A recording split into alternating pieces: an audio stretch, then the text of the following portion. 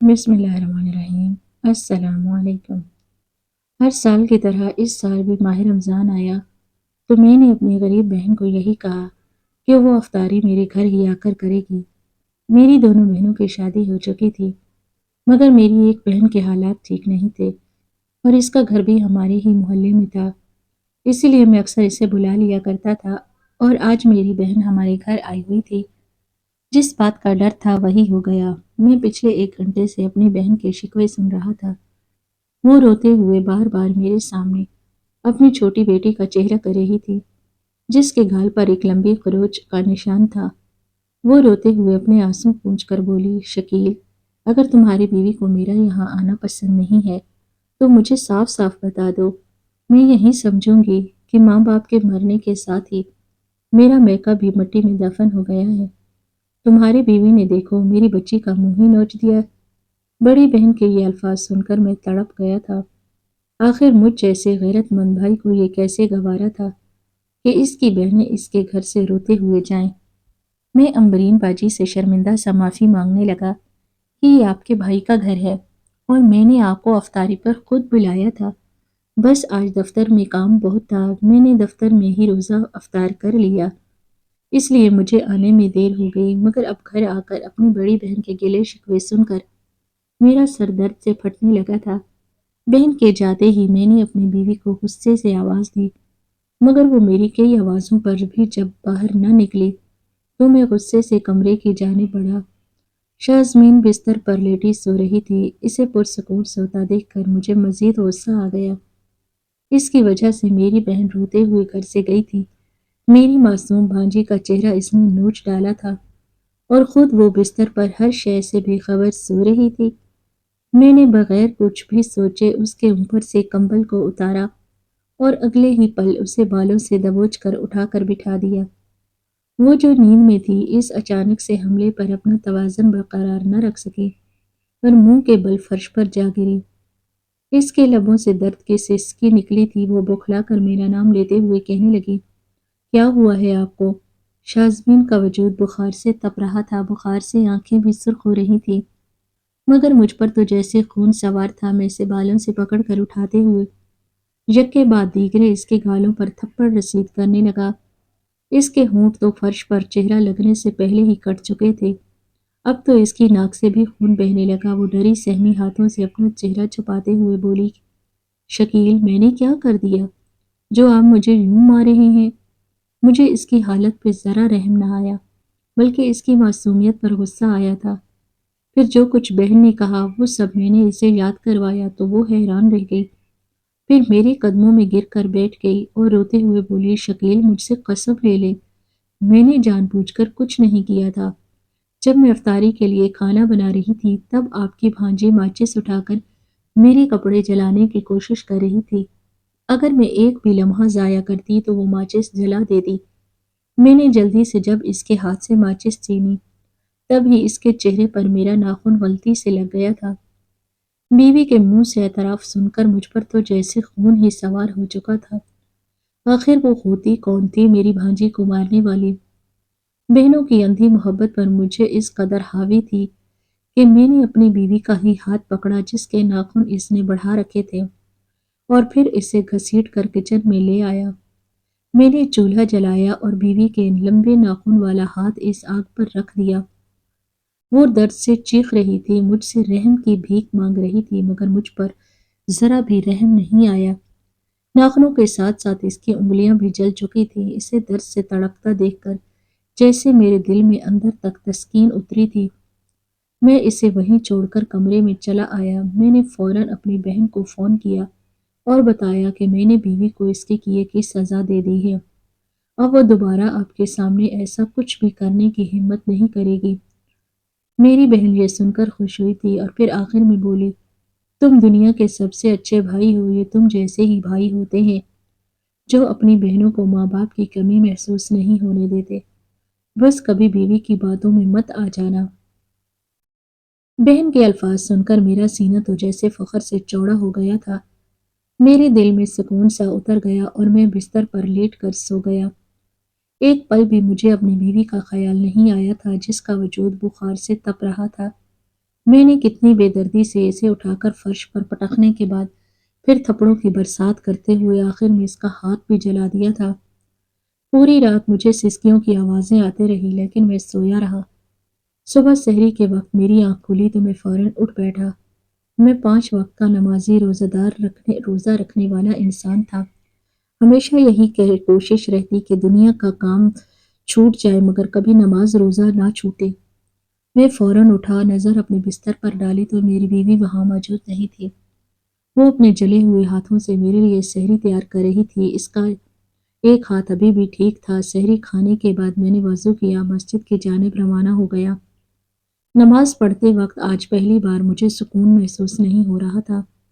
یوں محسوس ہو رہا تھا جیسے کچھ خالی خالی سا ہے۔ عجیب سی بے چینی نے دل کو گھیر رکھا تھا مگر خیر نماز ادا کر کے جب گھر لوٹا تو میری بیوی شازمین جائے نماز پر بیٹھی دعا مانگ رہی تھی۔ میری جانب اس کی پیٹھ تھی، میری نظر بے ساختہ اس کے ہاتھ پر گئی۔ ایک پل کے لیے میرے دل میں درد کی لہر اٹھی مگر شاید اس وقت بیوی سے زیادہ بہنوں کی محبت حاوی تھی۔ میں اسے پوری طرح نظر انداز کر کے دفتر جانے کی تیاری کرنے لگا۔ میں نے اگلے دن پھر سے اپنی دونوں بہنوں کی دعوت رکھی اور بیوی کو خاص تاکید کی کہ اس بار ان کے لیے ان کے من پسند پکوان بنائے۔ بیوی خاموشی سے میرا ہر حکم مانتی گئی۔ اس نے مجھ سے ایک بار بھی شکوہ نہیں کیا تھا بلکہ خاموشی سے میرا ہر کام سر انجام دے رہی تھی۔ اس روز میری بہنیں اپنے بچوں اور میاں سمیت میرے گھر آئی تھی۔ شازمین کا ہاتھ جلا ہوا تھا، اس کی طبیعت بھی خراب تھی مگر اس کے باوجود اس نے ساری دعوت کا انتظام کیا۔ شازمین نے وقت سے پہلے سارے انتظامات سنبھال لیے تھے۔ میری دونوں بہنیں خوش تھی۔ شام کو افطاری کا وقت ہوا تو شازمین بھاگ بھاگ کر سبھی کو لوازمات پیش کر رہی تھی۔ تھکن کے باوجود بھی اس نے سب پر نظر رکھی ہوئی تھی۔ میری بہنیں کبھی اس سے کچھ مانگتی تو کبھی کسی کھانے میں نقص نکالتی۔ بہنیں کھانا کھانے میں مشغول ہوئی تو شازمین ان کے بچوں کو پاس بٹھا کر کھانا کھلانے لگی جبکہ میں اپنی بہنوں اور بہنوئی کے ساتھ خوش گپیوں میں مصروف کھانا کھاتا رہا۔ کچھ دیر بعد وہ سبھی اپنے اپنے گھروں کو چلے گئے تو میں نے پلٹ کر دیکھا تو پورا گھر اس وقت مجھے چڑیا گھر جیسا معلوم ہو رہا تھا۔ شازمین نے ابھی تک کھانا نہیں کھایا تھا۔ اس نے پہلے پورے گھر کی صفائی کی، پھر کچن میں چلی گئی۔ جب اس نے دیر لگا دی تو میں بھی کچن میں چلا گیا۔ شازمین باسی روٹی سلاد کے ساتھ کھا رہی تھی کیونکہ اس وقت دعوت میں بنائے گئے سارے پکوان میری بہنیں کھانے کے بعد اپنے ساتھ گھر لے کے گئی تھی۔ میں نے بیوی سے کہا میں باہر سے کچھ منگوا دیتا ہوں مگر اس نے فوراً سے منع کر دیا اور سلاد سے باسی روٹی کھا لی۔ مجھے اس دن کے رویے پر شرمندگی سی محسوس ہوئی تھی۔ جلے ہوئے ہاتھ پر زخم ہو چکے تھے، وہ مشکل نوالا لے پا رہی تھی۔ اس کی آنکھوں میں نمی تھی اور چہرے پر تکلیف کے آثار تھے۔ اس کا چہرہ دیکھ کر میں بے چین سا ہو جاتا تھا مگر میں اسے سر بھی نہیں چڑھانا چاہتا تھا۔ کچھ دن سکون سے گزرے تھے۔ ایک بار پھر میری دونوں بہنیں بچوں سمیت سارا دن میرے گھر آ کر گزارنے لگیں۔ شازمین نے ان کے لیے بہتر افطاری کا انتظام کیا تھا۔ میں اپنی بہنوں کے مزاج سے واقف تھا اور شازمین کو بھی بہت اچھے سے جانتا تھا۔ مجھے لگا کہ شاید ایک دفعہ کی مار اب میری بیوی کی عقل ٹھکانے لا چکی ہوگی مگر شاید یہ میری سوچ غلط تھی۔ اس دن میں افطاری سے پہلے گھر ہی آ گیا تھا۔ مجھے دیکھ کر میری بہنوں کے چہرے پر سنجیدگی آ گئی۔ وہ مجھے کافی پریشان لگ رہی تھی۔ میں نے ان سے وجہ پوچھی تو دونوں باری باری میری بیوی کی شکایتیں لگانا شروع ہو گئیں۔ شازمین نے آج پھر انہیں طنزیہ لہجے میں باتیں سنائی تھیں کہ وہ منہ اٹھا کر ہمارے گھر چلی آتی ہیں اور بچوں کو بھی جھڑکا تھا۔ بہنوں کے الفاظ سن کر میں آگ بگولا سا ہو گیا۔ اس دن میں نے اسے اتنا پیٹا تھا مگر شاید اس پر ابھی تک اثر نہیں ہوا تھا۔ میرے دل میں جو مقام میری بہنوں کا تھا وہاں تک بیوی کا پہنچنا تو ناممکن سی بات تھی۔ شازمین سے مجھے کچھ خاص لگاؤ بھی نہیں تھا، وہ میری مرحوم ماں کی پسند کی ہوئی لڑکی تھی۔ شازمین یتیم تھی، اسے اس کے دادا جی نے ہی پال پوس کر بڑا کیا تھا۔ اس کے والدین کا ایک حادثے میں انتقال ہو چکا تھا۔ 20 سال کی یہ لڑکی چہرے سے بے حد معصوم لگتی تھی مگر جو کچھ وہ میری غیر موجودگی میں میری بہنوں کے ساتھ کر رہی تھی وہ مجھے بالکل بھی منظور نہیں تھا۔ بہنوں نے مجھے کچھ اس طرح سے بھڑکایا کہ جب وہ رات کو اپنے گھر چلی گئیں تب میں نے گھر میں موجود ڈنڈا اٹھایا اور شازمین کے کمرے میں چلا آیا۔ وہ بستر پر لیٹی سو رہی تھی جب میں نے بغیر ترس کھائے اسے ڈنڈے سے پیٹنا شروع کر دیا۔ اچانک حملے سے وہ نیند میں آنکھیں بند کیے ہوئے چلا اٹھی۔ وہ غنودگی کے عالم میں بستر سے اٹھ کر زمین پر گر گئی، مگر میں تو اس وقت ظلم کی اس انتہا پر کھڑا تھا جہاں سے تمام تر جذبات محسوس ہی نہیں ہوتے۔ شازمین جب مکمل ہوش میں آئی اور مجھے خود کو مارتے ہوئے دیکھا تو میرے قدموں میں گر کر معافیا مانگنے لگی، کہنے لگی مت مارے، اب آئندہ کبھی آپ کی بہنوں کے سامنے بھی نہیں جاؤں گی۔ اسے مار مار کر میرے ہاتھ تھک چکے تھے، یوں لگتا تھا جیسے میری کلائی کی ہڈی کا جوڑ ہل چکا ہے۔ نہ جانے اس نازک وجود کا کیا حال ہوا تھا جو مجھے جیسے تندرست مرد کے ہاتھوں پوری قوت سے کئی ڈنڈے اپنے وجود پر برداشت کر چکی تھی۔ اگلے روز بہنوں کو جب پتہ چلا تو وہ مجھے خوشی سے شاباش دینے لگی۔ میرے لیے تو اتنا ہی کافی تھا کہ میری بہنیں مجھ سے راضی ہیں۔ آہستہ آہستہ وقت گزرتا گیا اور میرے دل میں میری بیوی کے لیے بچی ہوئی محبت اور احساس بھی ختم ہوتا چلا گیا۔ اب وہ مجھے اس گھر میں ایک اضافی سی چیز لگنے لگی تھی، یا پھر صرف ایک ایسا وجود جس کا کام میری ذمہ داریاں اٹھانا اور میرے گھر کو سنبھالنا تھا۔ میری بہنیں ہر دوسرے دن میرے بلانے پر میرے گھر آ جاتی تھی۔ شازمین آج بھی ان کے لیے یوں ہی اہتمام کرتی تھی، لیکن اب وہ لنگڑا کر چلنے لگی تھی، اس کا پاؤں بری طرح سے سوجا ہوا تھا، مگر مجھے پھر بھی اس پر غصہ آتا کہ کیسی عورت ہے، وہ میرے سامنے میری بہنوں اور بھانجیوں کا اتنا خیال رکھتی ہے، ان کے منہ میں نوالے توڑ کر ڈالتی ہے، جبکہ دوسری جانب میری غیر موجودگی میں ان کے ساتھ بالکل جانوروں جیسا رویہ اختیار کر لیتی ہے۔ شازمین سے میری شادی کو 2 سال بیت چکے تھے، مگر اس نے آج تک مجھ سے کوئی فرمائش نہیں کی تھی۔ مجھے تو یہ بھی یاد نہیں تھا کہ آخری دفعہ اس نے مجھے مخاطب کب کیا تھا، مگر چونکہ میری بہنیں خوش تھی اس لیے مجھے کوئی خاص فرق نہیں پڑتا تھا۔ ایک روز جب میں دفتر سے واپس آیا تو گھر کا منظر دیکھ کر میں حیران رہ گیا۔ شازمین غصے سے میری چھوٹی بہن کو دھکا دے کر گرا چکی تھی۔ اگر میں اسے بروقت نہ سنبھالتا تو وہ منہ کے بل زمین پر گر جاتی۔ مجھے موجود پا کر شازمین کی آنکھیں حیرت سے پھیلی تھیں، وہیں دوسری جانب میری بہن روتے ہوئے میرے سینے سے لگ گئی اور بولی کہ دیکھا بھائی، دیکھ لیا آپ نے اپنی بیوی کے کرتوت، نہ جانے اماں نے کیا دیکھ کر تمہاری شادی اس سے کروائی تھی۔ تمہارے منہ پر معصوم شریف دکھنے والی لڑکی ہمارے ساتھ یہ سلوک کرتی ہے۔ بہن کے الفاظ سننا تھے کہ میرے صبر کا پیمانہ لبریز ہو گیا۔ میں نے سب کے سامنے شازمین کو مارنا شروع کر دیا۔ وہ بار بار روتے ہوئے ہاتھ جوڑ کر اپنی صفائی کا ایک موقع مانگ رہی تھی۔ وہ بار بار اپنے پیٹ پر ہاتھ رکھ کر مجھے روک رہی تھی، اپنے پیٹ کی طرف اشارے کر رہی تھی، مگر مجھے مزید غصہ آ گیا تھا۔ آج سے پہلے اس نے کبھی بھی مجھے خود کو مارتے ہوئے روکا نہ تھا، مگر اب اس کا بار بار پیٹ کو بچانا مجھے بے قابو سا کر گیا تھا۔ میں نے بغیر لحاظ کیے اس کے پیٹ پر کئی بار ڈنڈے مارے اور اسے گالی دیتے ہوئے کہا اگر تم میری ماں کی لائی ہوئی لڑکی نہ ہوتی تو شاید میں کب کا تمہیں طلاق دے کر فارغ کر چکا ہوتا۔ وہ نیم بے ہوشی کی حالت میں تڑپ رہی تھی، اس کے ناک اور منہ سے خون بہہ رہا تھا۔ وہ پیٹ پر ہاتھ رکھ کر بلک بلک کر رو رہی تھی، مگر مجھے اس پر ذرا بھی ترس نہ آیا۔ میں اسے یوں ہی تڑپتا چھوڑ کر پاؤں کی ٹھوکریں مارتا بہن کو لے کر کمرے میں چلا آیا۔ میری چھوٹی بھانجی وہیں کونے میں بیٹھی تھی۔ شازمین نیم بے ہوشی میں کراہتے ہوئے پانی مانگنے لگی، مگر میں اسے نظر انداز کرتا اپنی بہن کے آنسو پونچھنے میں مصروف تھا۔ میں نے بہن سے صاف صاف کہہ دیا کہ مجھے اب شازمین سے کوئی لگاؤ باقی نہیں رہا، اس کا مقام اس گھر میں صرف ایک نوکرانی کا ہے۔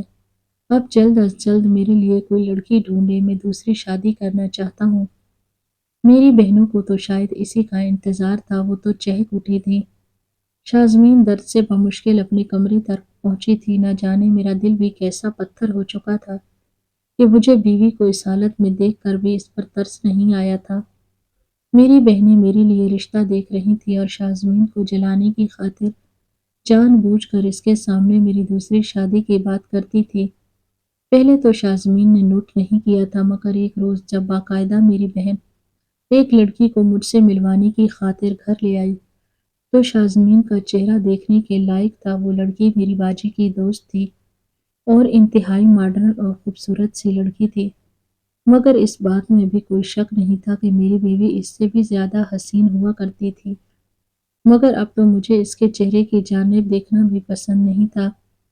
جگہ جگہ نیل اور زخم کے نشان تھے، بکھرے بال، ہر وقت آنکھوں میں آنسو، یہ سب دیکھ دیکھ کر میرا دماغ خراب ہو چکا تھا۔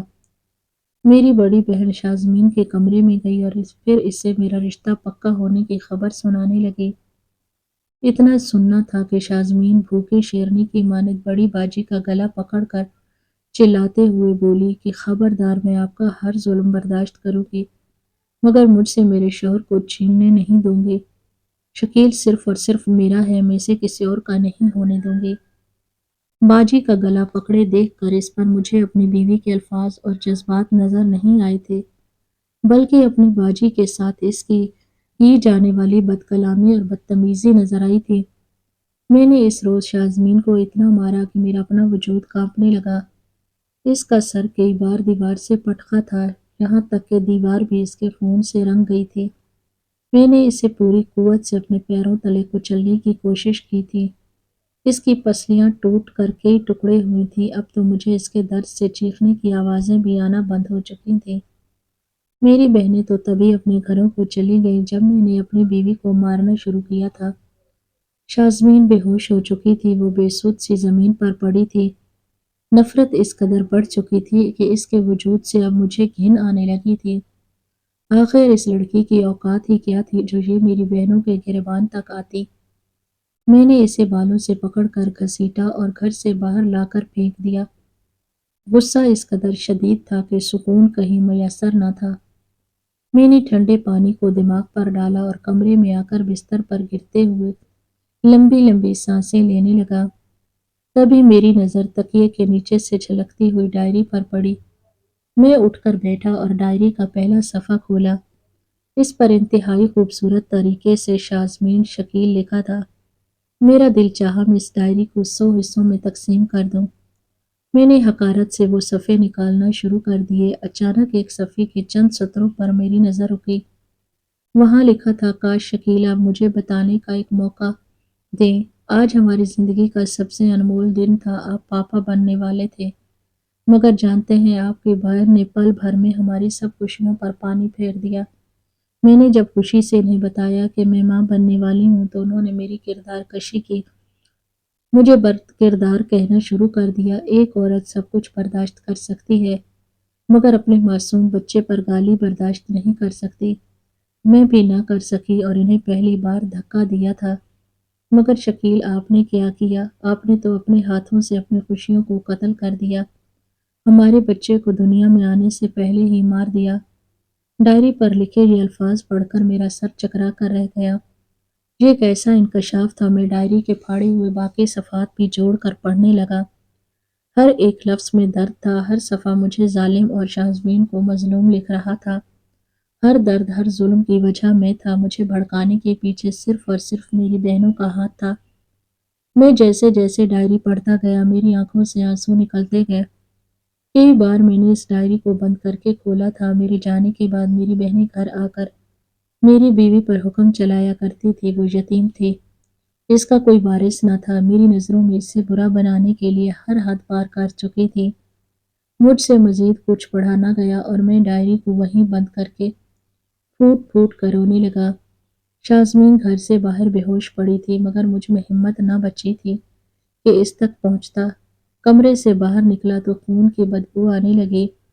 دیواریں اور فرش ہر طرف تو اس کے وجود سے بہتا خون لگا ہوا تھا۔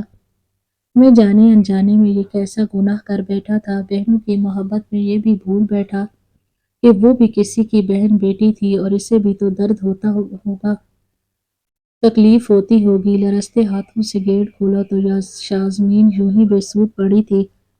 میں اسے اٹھا کر گھر لے آیا اور ہوش میں لانے لگا، مگر وہ ہوش میں نہ آئی۔ میں اسے فوراً ہسپتال لے گیا۔ اسے دیکھتے ہی ڈاکٹر بولا کہ آپ نے آنے میں بہت دیر کر دی، یہ آدھا گھنٹہ پہلے ہی وفات پا چکی ہیں۔ یہ الفاظ میری زندگی کو ویران کر گئے تھے۔ ایسے کیسے شازمین جا سکتی تھی؟ آج میرے اندر سے آواز آئی تھی کہ اتنا سب ہونے کے بعد وہ رک بھی تو نہیں سکتی تھی۔ میری بہنیں شازمین کی میت کے پاس بیٹھ کر دھاڑے مار مار کر رو رہی تھی۔ کچھ دیر بعد میں شازمین کے جنازے کو کندھا دے کر قبرستان تک بھی لے آیا۔ اس کی قبر پر آخری بار لرزتے ہاتھوں سے میں نے مٹی ڈالی تھی۔